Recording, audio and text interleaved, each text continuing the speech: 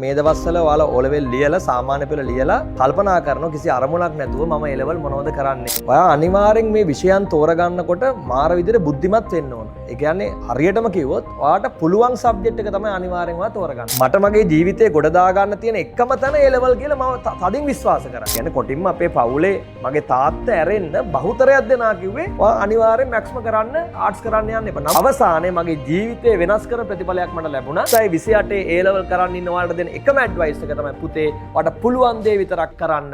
ඔබයි ඔබේ ජයග්‍රහණේ නිර්මාතෘවරේ අන් කිසිවෙක් නෙවෙයි. ඔයා තමයි තීරණය කරන්න ඕන. ඔයාට පුළුවන් මොකද්ද? ඔයාගේ හෘද සාක්ෂියෙන් අහන්න. ඒක යාළුවා කිව්වට, අම්මා තාත්තා කිව්වට, සමාජ මිනිස්සු කිව්වට එයාලට ඔයාගේ ජීවිතේ තීරණ ගන්න දෙන්න එපා. ඔයා තමයි ඔයාගේ ජයග්‍රහණේ නිර්මාතෘවරයා.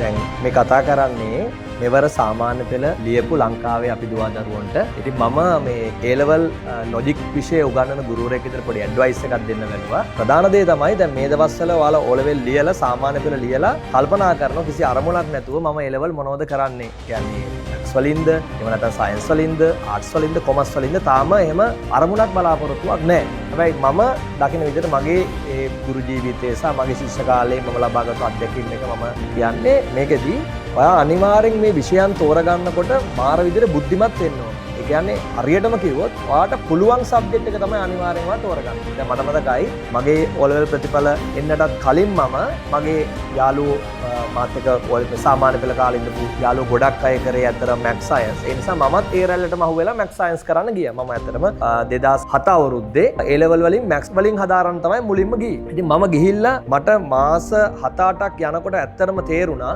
මොකද මට මගේ ජීවිතේ ගොඩ දා ගන්න තිබිච්ච එකම මාර්ගය A level විතරයි. මොකද මගේ තාත්තා ගමේ අහිංසක ගොවියෙක්. ඒතර මගේ අම්මා මේ කාලේ ජීවිතුන් අතර හිටියේ නැහැ. එතකොට අනිවාර්යෙන් මට මගේ ජීවිතේ ගොඩ දා ගන්න තියෙන එකම තැන A level කියලා මම තදින් විශ්වාස කරා. හැබැයි මම එතකොට මගේ අර යාළුවන්ට ඒ කුලකයට අහුවෙලා ඒ රැල්ලට ගිහිල්ලා මං උසස් පෙළ මැක්ස් වලින් හැදෑරුවට මට තේරුණා මේක කරගෙන යන්න බෑ. මේක මං කරගෙන ගියොත් අනිවාර්යෙන් මට S3කට වඩා වැඩියෙන් ගන්න බෑ. හරි? ඒ නිසා මං කල්පනා කරා මට පුළුවන් මගේ ඇඟේ තියෙන්නේ ආර්ට්ස්, මගේ ඇඟේ තියෙන කලාව. ඒ නිසා මම කල්පනා කරා අනිවාර්යෙන් මම මේ සබ්ජෙක්ට්ස් එක අතෑරලා මැක්ස් කරන එක අතෑරලා ආර්ට්ස් කරන්න එන්න ඕන කියලා මම ආර්ට්ස් කරන්න ආවා. එතකොට ඉතින් ගොඩක් අය කිව්වේ ෆේල් වෙන්න හරි මැක්ස් කරන්න. හරි ආර්ට්ස් කළා වැඩක් නැහැ. එහෙම තමයි මම සමාජේ ගොඩක් අය කිව්වේ. කියන්නේ කොටින්ම අපේ පවුලේ මගේ තාත්තා ඇරෙන්න බහුතරයක් දෙනා කිව්වේ ඔයා අනිවාර්යෙන් මැක්ස්ම කරන්න ආර්ට්ස් කරන්න යන්න එපා. නමුත් මගේ තාත්තා කිව්වේ එකම දේ තමයි මට එහෙම ඕක ගැන අවබෝධයක් නැහැ. උඹට පුළුවන් දේ ඔබ කරපන්. මම උඹට කොහොම හරි මේ ඉඩකඩම් හරි විකුණලා මම උඹට උගන්වන්නම්. උඹට පුළුවන් දේ ඔබ කරපන් කියන මොරාල් එක තමයි තාත්තා දුන්නේ. ඒ මොරාල් එකත් එක මම නැගිට්ටා. ලොජික් එක තව සුපිරි සබ්ජෙක්ට් දෙකක් තෝරගත්තා. මම ඇත්තට මේ කාලේ කරේ ලොජික් පොලිටිකල් සිංහල. ඒ තුන තෝරගෙන මම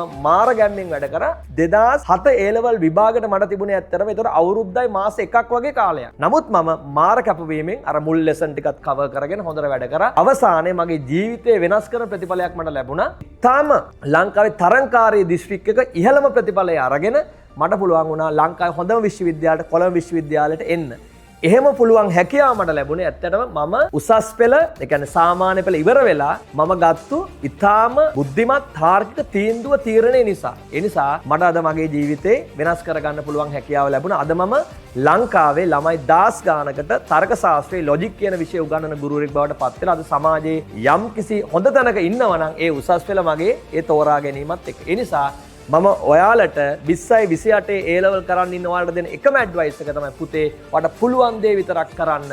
ඔබයි ඔබේ ජයග්‍රහණේ නිර්මාතෘවරේ අන් කිසිවෙක් නෙවෙයි. ඔයා තමයි තීරණය කරන්න ඕන. ඔයාට පුළුවන් මොකද්ද? ඔයාගේ හෘද සාක්ෂියෙන් අහන්න. ඒක යාළුවා කිව්වට, අම්මා තාත්තා කිව්වට, සමාජ මිනිස්සු කිව්වට එයාලට ඔයාගේ ජීවිතේ තීරණ ගන්න දෙන්න එපා. ඔයා තමයි ඔයාගේ ජයග්‍රහණයේ නිර්මාතෘවරයා. ඒ නිසා ඔයා තමයි තීරණය කරන්න ඔයා කරන්න ඕන සබ්ජෙක්ට් මොකද්ද කියලා. ඉතින් ඔයා ආර්ට්ස් කරන්න આવොත් ආර්ට්ස් කරන්න ඉන්න ගොඩක් ළමයින්ගේ බලාපොරොත්තුව තමයි අභිමානවත් නීතිඥ වෘත්තියට පිවිසෙන එක, දක්ෂ නීතිඥවරයෙක් වෙන එක, නීතිඥවරියක් වෙන එක. අන්න ඒකට ලංකාවේ තියෙන ආර්ට්ස් වල තියෙන ඉසඩ් එක වැඩිම හොඳම සබ්ජෙක්ට් එක තමයි ලොජික්. ඉතින් මම මගේ අත්දැකීම ඔයාලට කිව්වේ. නමුත් ඔයාලට තාර්කිකව බුද්ධිමත්ව කල්පනා කරලා බලලා තීන්දුවක් තීරණයක් ගන්න පුළුවන්. හැබැයි ඔයා අනිවාර්යෙන් ආර්ට්ස් කරන්න එනවා නම් ඔයා කරන්න ඕන සබ්ජෙක්ට් එක ලොජික්. ඉතින් අපේ පන්තියට આવොත් අපි අනිවාර්යෙන් ඔයාට ඒ සාමාර්ථයක් අරන් දීලා වගේ නීති සිහිනය සැබෑවක් කරගන්න අනිවාර්යෙන් අපි ඔයත් එක්ක ඉන්නවා. ඔයා දිනනකම් අපි ඔයත් එක්ක අවසානය වනතෙක් අපි ඔයත් එක්ක ඉන්නවා කියන සහතිකේ පොරොන්දු වාට දෙනවා. නීති පීඨයට ළඟම පාර දහස් ගණන් නීතිඥයන් බිහි කළ උසස් පෙළ ඉසෙඩ්ඩගේ වැඩිම හොඳම විෂය ලොජික් ලංකාවේ අංක 1 ගුරුවරයා 2028 නව පන්ති ආරම්භයි. සමීර එදිරිසිංහ 071 244 1751